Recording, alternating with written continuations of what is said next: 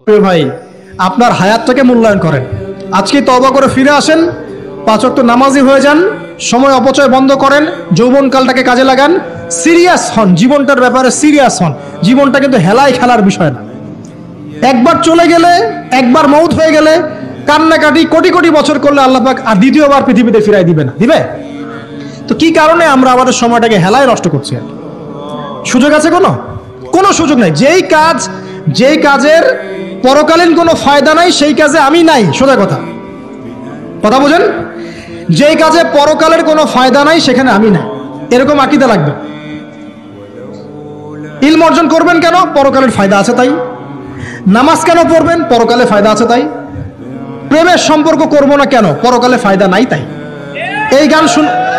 এই মিউজিক শুনবো না কেন? আমি পরকালে কোনো ফায়দা নাই তাই।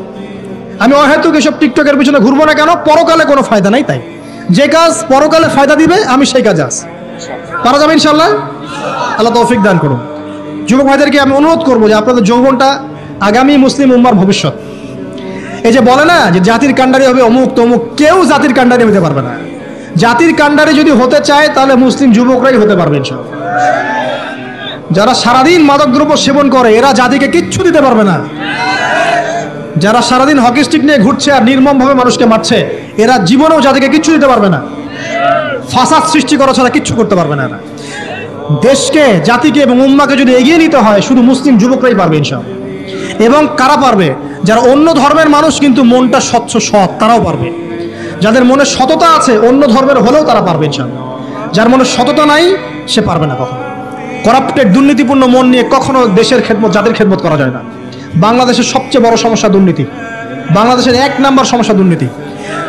দুর্নীতি যদি না থাকতো আর সমস্ত কালো টাকা যদি সাদা করা যেত, বাংলাদেশের মানুষকে আজকে না খেয়ে মরতে হতো না। সামনের দিনগুলো কঠিন হবে, ভয়াবহ হবে, এটা সবাই বুঝতে পারছে, হয়তো শুধু আপনারা পারছেন না। আল্লাহ পাক আপনাদেরকে বোঝার তৌফিক দান করুন, আমিন। সামনে যান, নিজের জীবনকে কাজে লাগান, যৌবনকে কাজে লাগান, একটা হালাল রিজিক সার্চ করেন। অল্প রিজিকে সন্তুষ্ট হয়ে যান, উচ্চাভিলাষী হবেন না। উচ্চাভিলাষী হওয়ার দরকার নাই, যতটুকু আসছে আলহামদুলিল্লাহ, এটুকুর মধ্যেই সন্তুষ্ট থাকেন। পারবেন ইনশাআল্লাহ।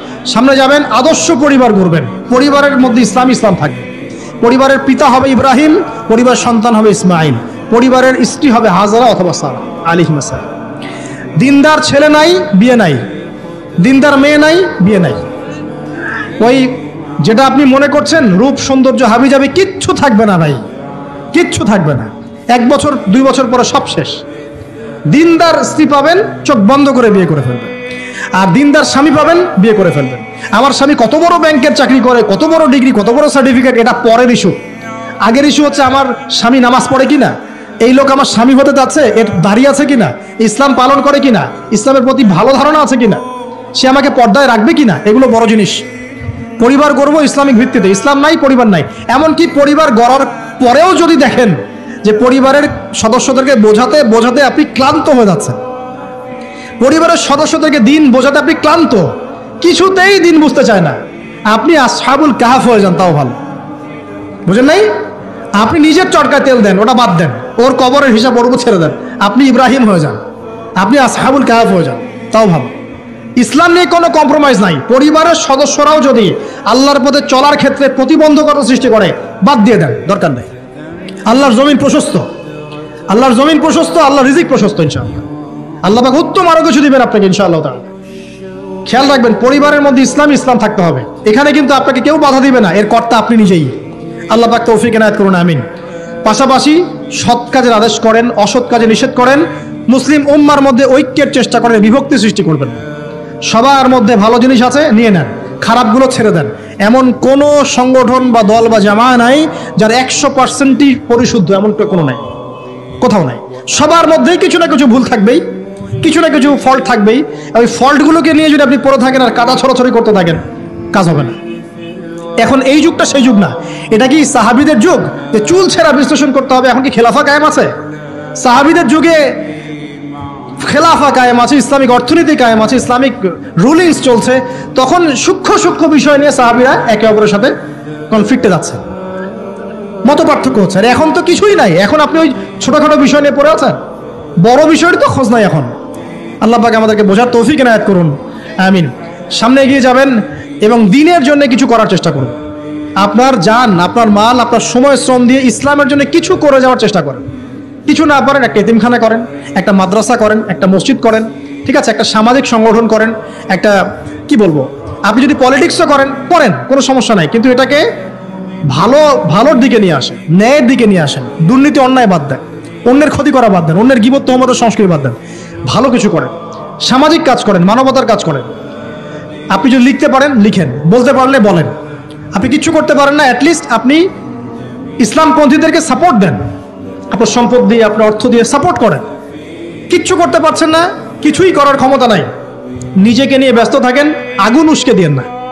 মনে করেন আপনার কিছু করারই ক্ষমতা নাই, কোনো যোগ্যতা নাই, ঠিক আছে, আপনি চুপ থাকেন, অ্যাটলিস্ট আপনি আগুন উস্কে দিয়েন না, নিজেকে নিয়ে ব্যস্ত থাকেন, আপনি আপনার কাজ করেন। আল্লাহ পাক আমাদের সবাইকে দিনের জন্য কিছু করার তৌফিক দান করুন, আমিন।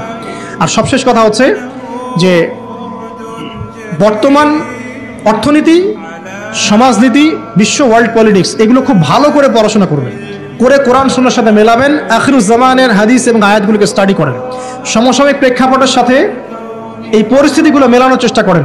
দেখবেন আপনার চোখ আল্লাহ খুলে দেবে ইনশাআল্লাহ। এবং ইনশাআল্লাহ আযজা ওয়া জাল আপনি এমন কিছু সলিউশন যাদের সামনে উপস্থাপন করতে পারবেন যেটা আর 10 জন পারছে না ইনশাআল্লাহ। সর্বপ্রথম কথা, ব্যক্তিকে পরিশুদ্ধ করি, আত্মশুদ্ধি অর্জন করি, আল্লাহর হুকুম আহকামগুলো পালন করি, পরিবার গঠন করে হালাল রিজিক সার্চ করি, এরপরে আমি দিনের জন্য কিছু করার চেষ্টা করি। যদি আল্লাহ পাক আমাকে আরো বেশি যোগ্যতা দেন, তখন আরো বড় পরিসরে দিনের খেদমত করার তৌফিক আল্লাহর পক্ষ থেকে চেয়ে নেই, আল্লাহ পাক কবুল করবেন ইনশাআল্লাহ আযজা ওয়া জাল। আজকের মতো আমরা আর লম্বা করছি না, এখানে শেষ করছি। আমরা কিছু প্রশ্ন উত্তর দিব ইনশাআল্লাহ, তবে দোয়া করছি আমরা, আপনারা সবাই দোয়ায় শরীক হন যে আল্লাহ রাব্বুল আলামিন আমাদের সবাইকে যেন কোরআন এবং সুন্নাহর ইলম অর্জন করার তৌফিক এনায়েত করেন, আমিন। এবং আমাদেরকে সংকীর্ণ মানসিকতা থেকে বেরিয়ে আসার তৌফিক দান করেন। আল্লাহ পাক আমাদেরকে ওই আইয়ামে জাহিলিয়াতের সেই বড় বড় পাপগুলো থেকে বাঁচিয়ে রাখুন, আমিন। এবং এই পাপগুলোর যে মহামারী এখন চলছে, এখান থেকে আল্লাহ পাক আমাদের পরিবারবর্গকে হেফাজত করুন। আল্লাহ আমাদের মা বোনদেরকে খাস পর্দায় থাকার তৌফিক দান করুন। আল্লাহ পাক আমাদের যুবক ভাইদেরকে যাবতীয় পাপাচার ছেড়ে দেওয়ার তৌফিক দান করুন। আল্লাহ পাক আমাদের যুবক ভাইদেরকে 5 ওয়াক্ত নামাজি বানিয়ে দিন। আল্লাহ পাক আমাদের যুবক ভাইদেরকে এই মাদক, পর্ন এসব ছেড়ে দেওয়ার তৌফিক দান করুন। আল্লাহ পাক যুবক ভাইদেরকে রিজিকের ব্যবস্থা করে দিন। আদর্শ পরিবার গঠন করার জন্য আল্লাহ আপনি সাহায্য করুন। আল্লাহ পাক আমাদের বাচ্চা যারা আছে, কচি কাঁচা বাচ্চা, এদেরকে ইসলামিক আদর্শে বড় করার তৌফিক দান করুন।